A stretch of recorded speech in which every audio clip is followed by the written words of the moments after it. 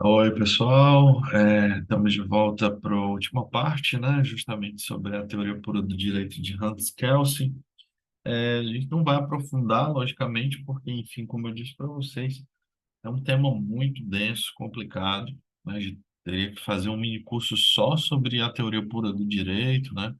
Suas recepções e como ela é aplicada atualmente. Então, a gente vai usar dois modos aqui para falar sobre a teoria pura do direito. O primeiro deles é esse artigo da Viviane de Andrade Freitas, né, mestre em Direito, chamado Aspectos Fundamentais da Teoria Pura do Direito de Hans Kelsen. Ela escreveu em 2016. É um dos artigos de editores de destaque aqui na JUS, né? E aí dá uma ideia geral sobre a questão do positivismo kelsiano, e depois a gente parte para o próprio texto, né? Aqui no Teoria Pura do Direito, a gente vai falar sobre o prefácio da primeira e da segunda edição, bem como o sumário, certo? Então, sem mais delongas, né? Vamos logo falar do sumário, tá? E da obra, né? Heinrich Heller, né? É a obra mais famosa do Kelsen, né? Em essa edição da Martins Fontes, né? Traduzida pelo João Batista Machado. É uma edição antiga, tá? A primeira edição que veio ao Brasil pela Livraria Martins Fontes é de 1985, e o Heinrich Steller, né? Steller, do Kelsen, a última publicação ela é datada de 1960, né? Publicado aí pela Verlag Franz, em Viena. E aí vocês percebem o quanto essa obra ela é de fato importante para o conhecimento do Kelsen, para o conhecimento do juspositivismo, tá? Nós temos duas prefácios, né? Prefácio da primeira edição e prefácio da segunda edição. A segunda edição é considerada a edição definitiva. O próprio Kelsen fez uma série de arranjos, né? Rearranjos. Na primeira parte nós temos direito e natureza. O Kelsen vai começar a trabalhar o sentido da pureza, né, da pureza no direito, norma, vigência, ordem social, ordem jurídica. Depois ele passa para uma questão muito famosa, principalmente para os kantianos e neocantianos, que é o direito moral, tá? Então ele vai falar sobre isso, né, sobre a importância da moral no direito, qual o caráter regulamentador da conduta e tudo mais. É importante para o embasamento, né, das questões que são relacionadas com o positivismo. Na terceira parte, a gente tem direito e ciência, né? Aqui é quando, de fato, o Kelsen vai trabalhar a questão do direito positivo, né? Ele vai dizer que ele vai trabalhar uma perspectiva de uma teoria jurídica, científica, né? Uma ciência jurídica. Vai falar sobre problemas, diferença, enfim, uma série de coisas, né? No quarto capítulo, ele vai falar sobre estática jurídica, questão de sanção, responsabilidade, dever, capacidade, né? Sujeito jurídico como pessoa. É extremamente interessante para a gente ter o conhecimento sobre a aplicabilidade do direito positivo. Aqui na quinta, vamos ter a dinâmica jurídica, né? Legitimidade, validade, né? Todos aqueles temas que eu já disse para vocês, até demonstrei aí o livro do Robert Alexei, né? Sobre a questão da validade e do conceito do direito. E depois nós temos direito e Estado, como não deveria faltar, né? O Kelsen sempre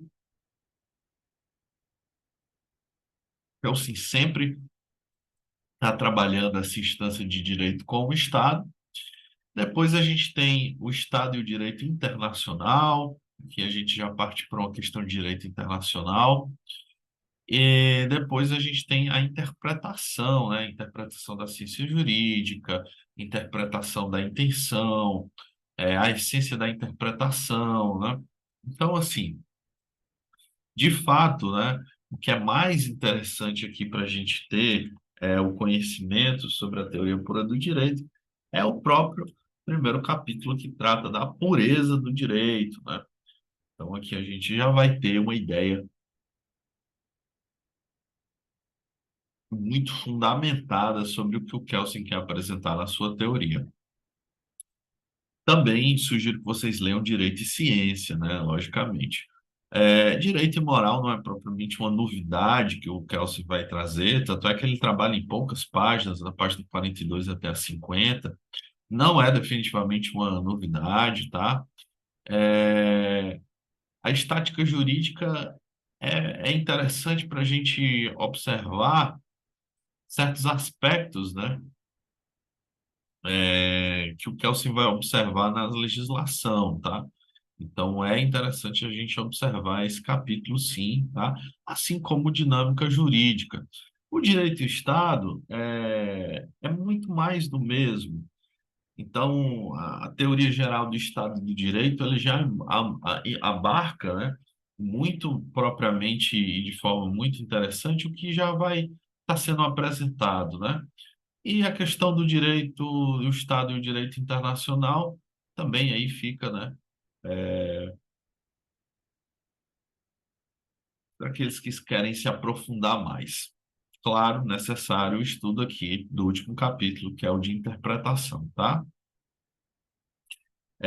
Vamos lá para o texto da professora Viviane de Andrade Freitas e depois a gente volta para o texto convencional, tá? Ela vai dizer aqui, em nota muito resumida, que o estudo da teoria pura do direito de Kelsen é primordial para a compreensão do positivismo jurídico, né? E possibilita analisar os seus reflexos no ordenamento jurídico de hoje, né? O ordenamento jurídico odierno, que apresenta muitas raízes positivistas, de fato. Na introdução, ela diz que o positivismo constitui como uma forma de pensamento surgida no século XIX por ocasião do grande desenvolvimento verificado das ciências naturais, nas quais o método experimental era concebido como caminho necessário à busca da verdade científica, trazendo como consequência a negação da metafísica, com a perda do status de cientificidade da abstração e da especulação. O positivismo objetivou a transferência do método para o âmbito das ciências sociais, né? Aqui, né, pessoal, de fato, essa passagem do surgimento de uma certa uma filosofia mais cientificista, né, do que propriamente algo que embarca uma pura abstração, é a busca por uma verdade, né? Uma verdade agora que poderia ser perseguida de, com âmbitos de ciência, né? É uma passagem muito peculiar. Muitas cadeias de pensamento foram abaladas por conta disso, e o direito, né, foi uma delas. E aí a gente parte aqui no texto, quando ela diz que aponta-se que o Auguste Comte, né, como fundador do positivismo, sendo sua principal obra o curso de filosofia positiva, no qual procura explicar o desenvolvimento humano, para tanto, Comte desenvolve a teoria das leis dos três estados, o estado mitológico, o teológico, né, e o estado metafísico, e o estado positivo, né? E o positivismo jurídico surgiu com a transposição das linhas mestras do positivismo filosófico ao direito, como reação ao idealismo de Hegel e recebendo grande influência do formalismo de Kant. A primeira ideia positivista foi a rejeição de todos os elementos de abstração da área jurídica, a iniciar-se pelo direito natural, por julgá-lo muito metafísico. Isso é uma culpa do próprio Kant, tá? Isso é uma culpa, sim, de vários ali que estavam presentes no sentido de um direito natural, tá? É, mas ainda assim, né, as coisas aqui ficam muito mais pesadas quando a gente rejeita por completo um sentido metafísico dentro da teoria do direito, que é o que o Hans Kelsen propõe nesse primeiro momento.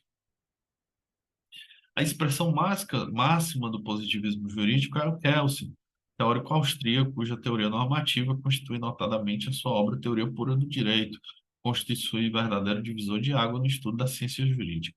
Kelsen sempre exerceu atividade voltada ao direito, desenvolvendo uma teoria de norma, foi juiz da Suprema Corte, algumas coisas relacionadas à questão biográfica do autor que a gente teve aqui na nossa primeira aula. O que é interessante para nós aqui nesse momento do artigo é justamente o primeiro momento em que ela fala sobre aspectos fundamentais da teoria pura do direito do Hans Kelsen. Serve como, obviamente, um modo para a gente ter uma base do que a teoria pura do direito, né, quer definitivamente nos entregar. A teoria pura do direito, desenvolvida por Kelsen, reduz a expressão do direito à norma jurídica, né? Através de tal teoria, Kelsen pretendeu purificar o direito, libertando de especulações filosóficas e sociológicas. Então, o direito agora teria uma questão puramente do direito, direito em si, direito pelo direito, né? E não mais uma influência das especulações metafísicas filosóficas ou sociológicas, né? O direito como próprio objeto do direito. O teórico austríaco adotou o raciocínio de Kant da distinção entre ser e dever ser. Kelsen separou o mundo do ser, pertinente às ciências naturais, da ordem do dever ser, situando o direito nessa última. A norma impõe a conduta que o indivíduo deve assumir em determinadas situações, ou seja, expressa o dever ser, né? Essa é a parte mais importante que a gente tem a refletir aqui nesse momento. Para o Kelsen, o direito nunca é o que é, mas sim uma possibilidade de dever ser, né? Por isso que muitas leis, elas não têm um imperativo, né? Elas têm uma possibilidade de como se deve comportar diante da norma, né? Vocês já perceberam isso, que algumas leis, elas não impõem, né? Elas não são imperativas, fazendo com que o indivíduo age em razão da imputação por ela imposta, né?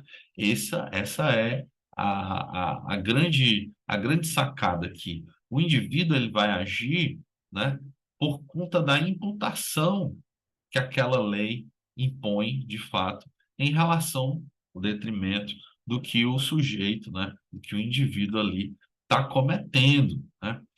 Kelsen pretendia a independência científica do direito, sendo que o método e o objeto da ciência jurídica deveria ser apenas a norma.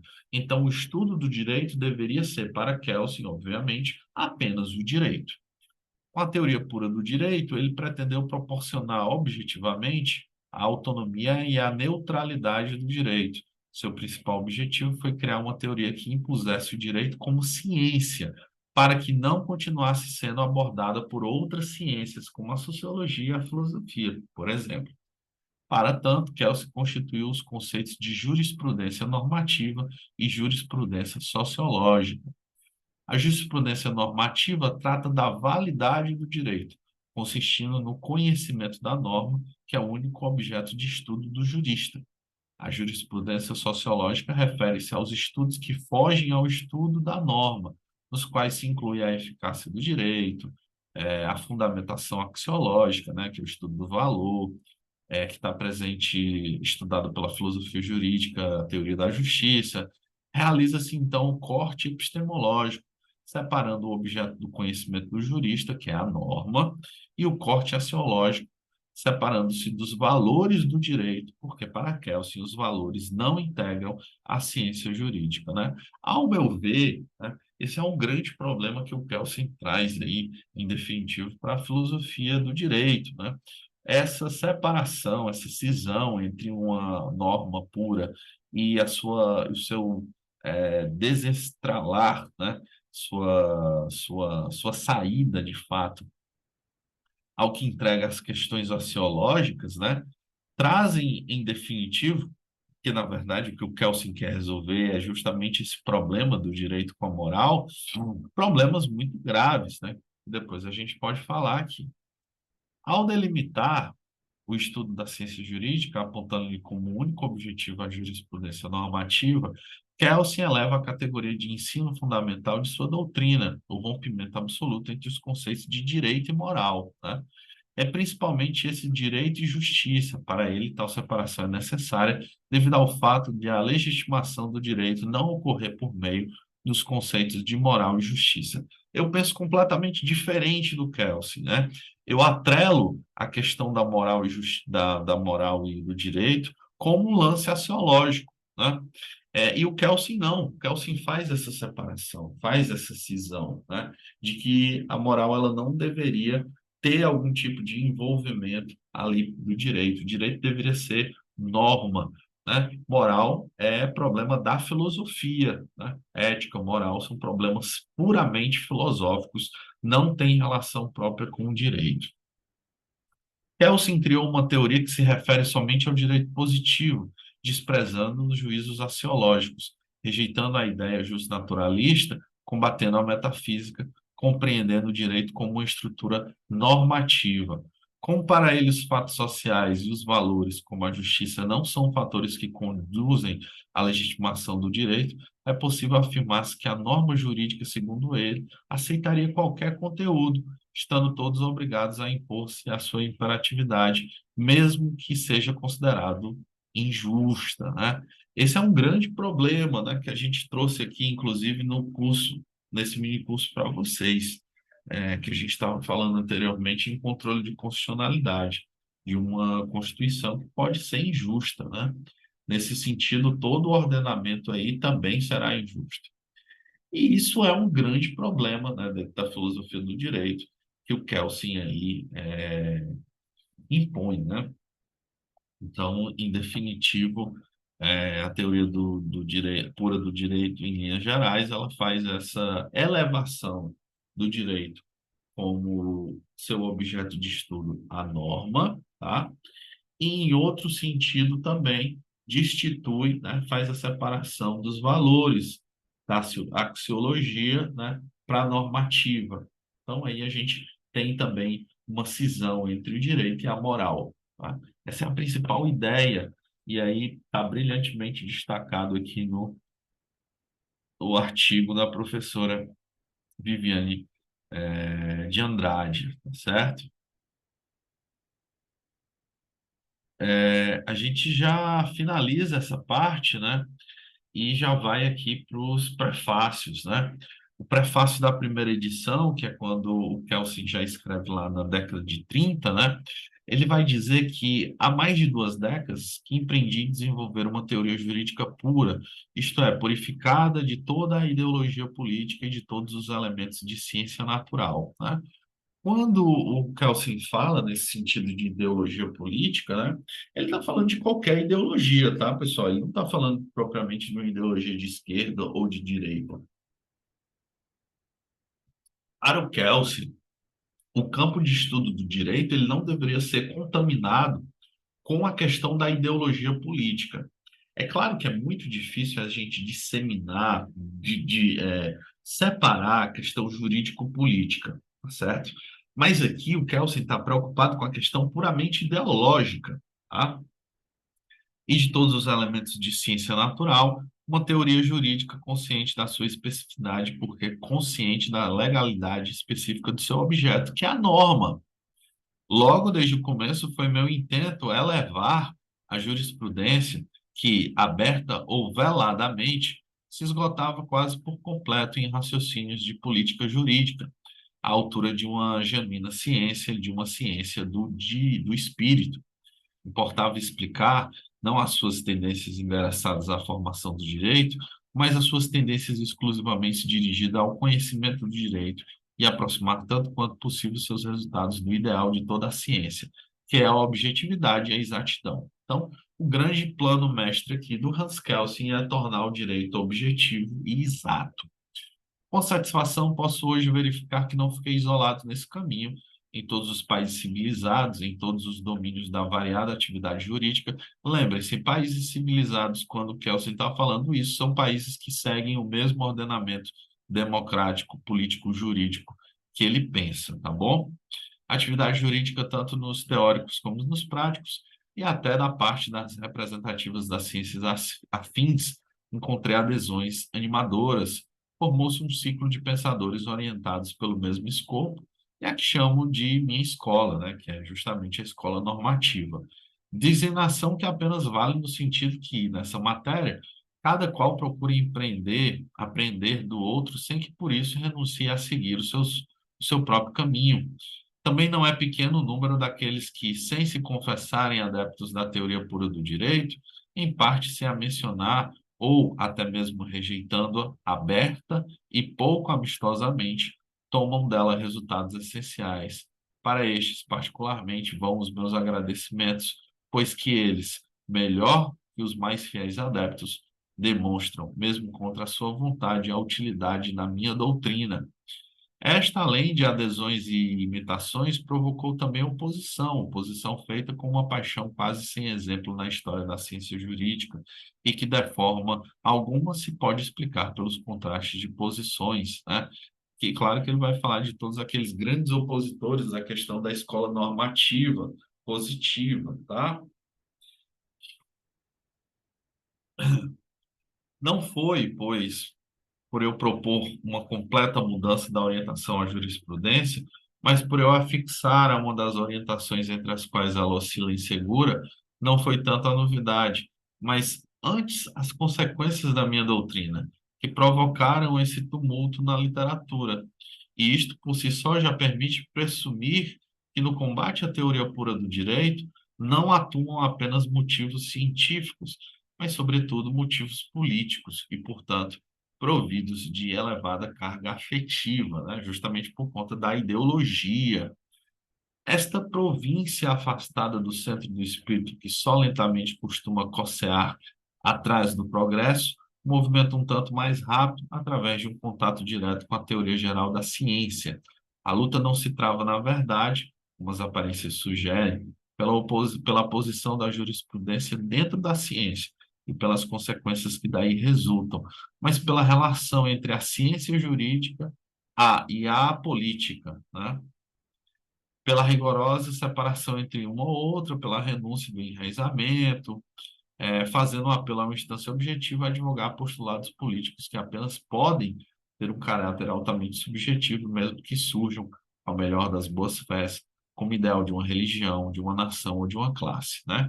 Então, mais uma vez, o Kelsen está afirmando aqui que quer uma teoria pura do direito, um direito desatrelado, né, dessa questão política e também teológica, né? Esse é o fundamento da oposição, já arraiar pelo ódio, a teoria pura do direito este é um motivo oculto do combate que lhe é provido por todos os meios.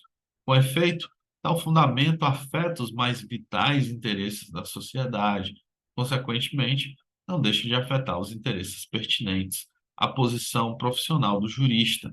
Este, compreensivelmente, só contrariado, renuncia a crer e a fazer crer aos outros que possui com a sua ciência a resposta à questão do saber, como devem ser, entre aspas, corretamente resolvidos os conflitos de interesse dentro da sociedade, que ele, porque conhece o direito, também é chamado a conformá-lo quanto ao seu conteúdo, que ele, o seu empenho de exercer influência sobre a criação do direito, tem em face de outros políticos mais vantagens do que um simples técnico da sociedade, né?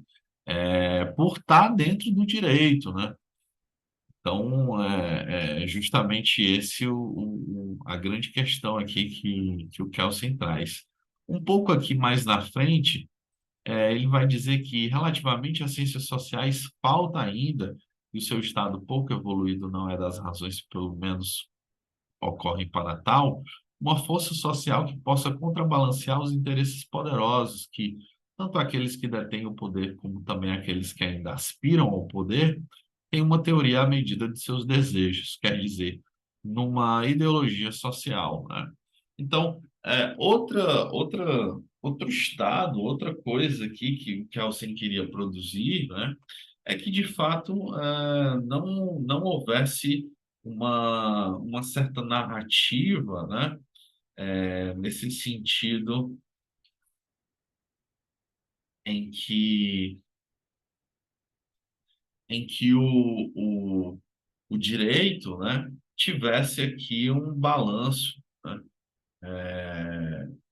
nesse sentido, né, nesse sentido de ideologia, né, até mesmo dos poderosos contra as minorias, né?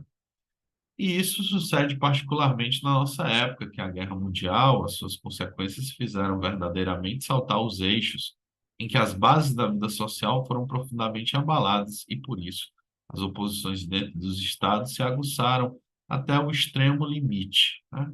Aqui é escrito em 34, já na Suíça, né? Já em Genebra, Genebra, na Suíça, quando o Kelsen escreve esse prefácio para a primeira edição do Teoria Pura do Direito, né? Já o prefácio da segunda edição já é escrito em 1960, né, em Berkeley. Ele é um pouco menor, quase, né? Quase 30 anos aí, 26 anos aí de diferença entre um prefácio e outro, né? Então a gente tem um Kelsen bem mais maduro aqui, né? O Kelsen vai dizer nessa segunda edição do prefácio que a segunda edição da minha Teoria Pura do Direito, aparecida pela primeira vez há mais de um quarto de século, apresenta uma completa reelaboração dos assuntos versados da primeira edição e um substancial alargamento das matérias tratadas. Ao passo que, então, me contentei com formular os resultados particularmente característicos de uma teoria pura do direito.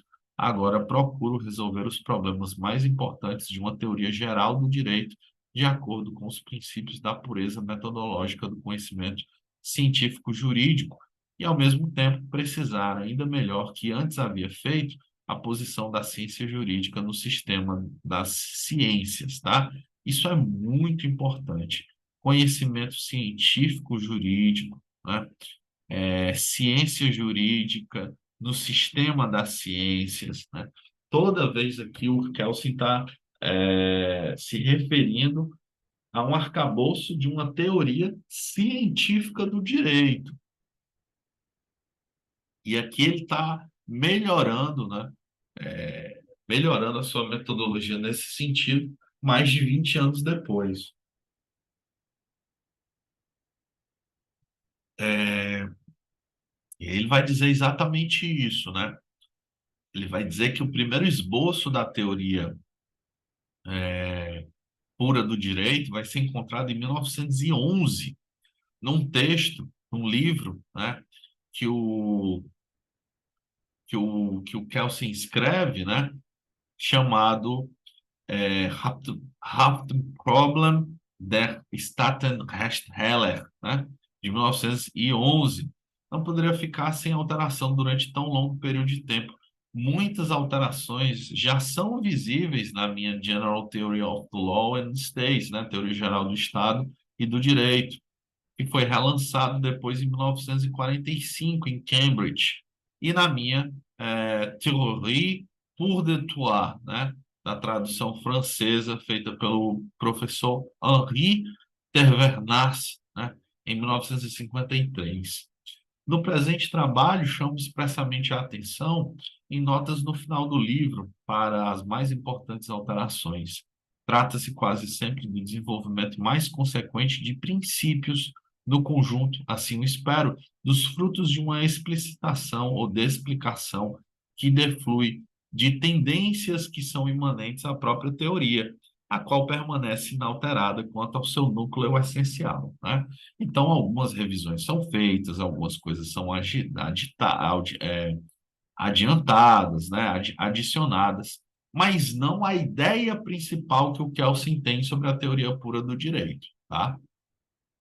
Em face da multiplicidade de conteúdo dos ordenamentos jurídicos positivos, em constante aumento com o decorrer da evolução, uma teoria geral do direito corre sempre o risco de não abranger todos os fenômenos jurídicos nos conceitos jurídicos fundamentais por ela definidos. Muitos destes conceitos podem revelar-se demasiado estreitos, outros demasiados latos. Estou plenamente consciente deste perigo ao fazer a presente tentativa, e por isso agradecerei sinceramente toda a crítica que sobre este aspecto me seja feita. Também esta segunda edição da Teoria Pura do Direito não pretende ser considerada como uma apresentação dos resultados definitivos, mas como uma tentativa carecida de um desenvolvimento a realizar através de completações e outros aperfeiçoamentos. O seu fim terá sido alcançado se for considerado merecedora de tal desenvolvimento. por outros que não o presente autor já atingiu os limites dos seus dias. Antepus a esta segunda edição o prefácio da primeira. Com efeito, ela mostra a situação científica e política em que a teoria pura do direito, no período da Primeira Guerra Mundial e dos abalos sociais por ela provocados, apareceu, e o eco que ela então encontrou na literatura. Sobre este aspecto, as coisas não se modificaram muito depois da Segunda Guerra Mundial e das convulsões políticas que dela resultaram. Agora, como antes, uma ciência jurídica objetiva que se limita a descrever o seu objeto esbarra com a pertinaz oposição de todos aqueles que, desprezando os limites entre ciência e política, prescrevem ao direito, em nome daquela, um determinado conteúdo, quer dizer, ter poder definir um direito justo e, consequentemente, um critério de valor para o direito positivo, especialmente a renascida metafísica do direito natural, e com esta pretensão sai a opor-se ao positivismo jurídico. O problema da justiça, enquanto problema valorativo, situa-se fora de uma teoria do direito que se limita à análise do direito positivo como sendo a realidade jurídica, como, porém, tal problema é de importância decisiva para a política jurídica. Procurei expor um apêndice. O que há a dizer sobre ele é um ponto de vista científico, especialmente o que há a dizer sobre uma doutrina do direito natural. Devo agradecer ao senhor Dr. Rudolf A. Mental a elaboração da lista dos meus inscritos, valiosos auxílios que me prestou nas correções das provas. É o que o Kelsen escreve, né, em 1960, nos Estados Unidos, em Berkeley, depois de mais de 20 anos, né, em que efetivamente ele reafirma a sua teoria pura do direito, né, e diz que, apesar de ter passado ali tantos anos, existe um certo movimento, né, de ressurreição, por assim dizer, de uma metafísica do direito natural, né? Isso em 1960, né? A título de curiosidade, a gente vai falar só um pouquinho aqui do comecinho, né, da pureza, direito e natureza. A teoria pura do direito é uma teoria é uma teoria de direito positivo, do direito positivo em geral, não de uma ordem jurídica especial. É teoria geral do direito, não interpretação de partículas de norma jurídica, nacionais ou internacionais, contudo, fornece uma teoria da interpretação. Como teoria, quer única e exclusivamente conhecer o seu próprio objeto, que é a norma. Procura responder a essa questão: o que é e como é o direito, mas já não lhe importa a questão de saber como deve ser o direito, né? Isso aqui é filosofia, tá? Ou como deve ele ser feito. É ciência jurídica e não política do direito, tá? Isso aqui é que é mais importante, tá? É o que o Kelsen vai buscar aqui toda hora, todo instante. Quanto a si próprio, se designa como pura a teoria do direito. Isso significa que, como ela se propõe garantir um conhecimento apenas dirigido ao direito e excluir deste conhecimento tudo quanto não pertence ao seu objeto, tudo quanto não se possa rigorosamente determinar como direito, quer isso dizer que ela pretende libertar a ciência jurídica de todos os elementos que lhe são estranhos. Esse é o seu princípio metodológico fundamental. Essa é a grande teoria que o Kelsen apresenta ali no século XX, né? Que é a teoria pura do direito, uma perspectiva, uma nova metodologia de direito, que observa o direito como o seu próprio objeto de estudo, certo? Então, essa é a apresentação da teoria pura do direito em Hans Kelsen, certo? Como eu disse para vocês, é uma introdução, tá? Se vocês quiserem pesquisar mais sobre o Hans Kelsen, se vocês quiserem ler mais sobre o Hans Kelsen, né? Há muito material disponível dele e de comentadores, né? No Brasil, nós temos muita coisa sobre o Hans Kelsen, tá? O Hans Kelsen é amplamente estudado no Brasil, se vocês forem pesquisar, academicamente falando, tá? Então, vocês percebem aí como é um autor extremamente importante, né? Principalmente nessas primeiras cadeiras do direito, na faculdade, em que se fala sobre teoria do direito, se fala sobre filosofia do direito, se fala sobre teoria do Estado, né? Sobre ciência jurídica, ciência política, vocês sempre vão ver alguma coisa do Kelsen, né? E quando chegar a uma certa posição, né, vocês vão ver a questão da teoria pura do direito, que, como diz no artigo aí da professora Viviane, até hoje, né, tem uma influência bastante entre eu vou fazer um trocadilho muito positiva, né? No ordenamento jurídico vigente, tá bom? Pessoal, queria agradecer demais, queria pedir desculpa, né? Desculpa por ter demorado tanto, né? Muita coisa aconteceu nesse meio desse caminho, mas queria agradecer demais a vocês a paciência, queria agradecer demais a compreensão, né? Não só do pessoal da filosofia do direito, mas também do pessoal dos minicursos, tá? Eu queria dizer que a gente vai fazer algumas reformulações, né? Porque está muito pesado, eu não estou conseguindo entregar todas as demandas relacionadas aos cursos e grupos, e a gente está fazendo aqui uma espécie de readministração, né, nesse sentido, tá? Então, a gente vai aí ver como é que essas coisas funcionam, tá? Mas vai dar certo e vai ser bacana e vai ser positivo. Entenderam, né? Positivo. Grande abraço, pessoal. Se cuidem, tá? E a gente se vê no próximo mini curso. Ou no próximo curso relacionado a alguma questão do direito, né? Tchau, tchau, pessoal. Até mais.